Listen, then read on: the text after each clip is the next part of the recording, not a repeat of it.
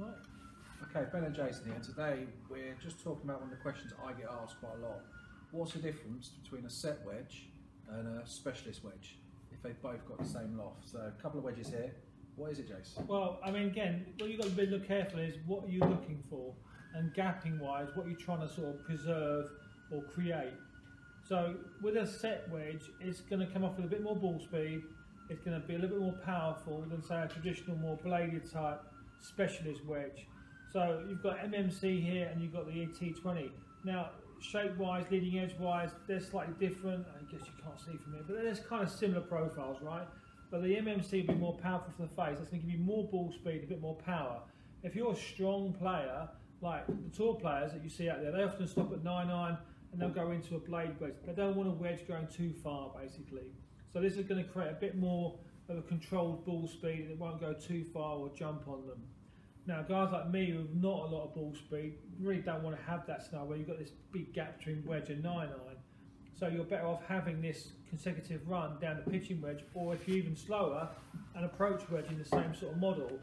So if you're into a cavity backs, fast-faced, iron if you want to call it something, then maybe go 5 to approach wedge and then have a couple of special wedges behind that as more control and skill.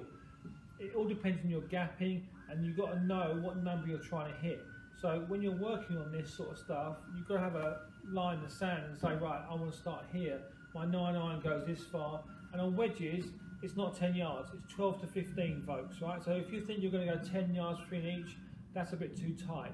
You're going to go 12 to 15s.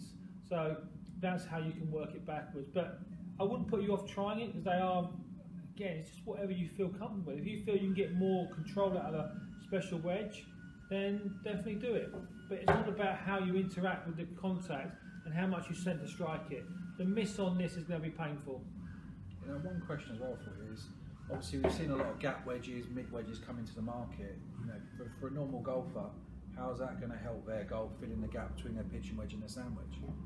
Well, the lofts have got stronger over the years, right? So back in the day, when I was an old young golf pro scenario, the pitching wedge was 48 degrees. Right now it's 44. So you work it out from there, it's 4 degrees stronger.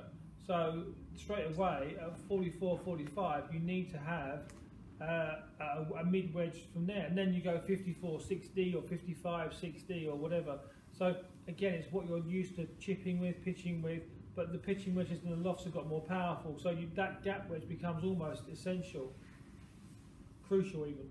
Yeah, definitely. And it's really one of those, chipping and pitching around the green, you're going to get a feel. Obviously the set wedges are hotter off the face, they're quicker. Another thing as well, I'd also say, when you talk about this sort of gap wedging stuff, I see the 50-degree gap wedge as a extension of the pitching wedge. So it's about shafts and set makeup. I would tend to marry the same shaft in the pitching wedge as the approach wedge, because I see that as a full swing club. I don't see it as a dinky little shot. You can hit that shot if you have to, but it's more of a full shot, second pitching wedge, as I would call it. Years ago, Ping did it with the old, if you're back in the day, with the old Zing stuff. They used to have a wedge 1, wedge 2 scenario. It's the same here. You need a second wedge now, effectively. So that's what the gap wedge is becoming. Crucial. Again, I come back to this word crucial, because if you don't have the gapping to control, the skill level to take the speed off and to control distance and spin is very high tariff. It's not easy. That takes a lot of practice. It's just one of those kind of, you've got to sample both, and it all depends on where your set makeup is to what's going to fit best in with what space you've got in the bag.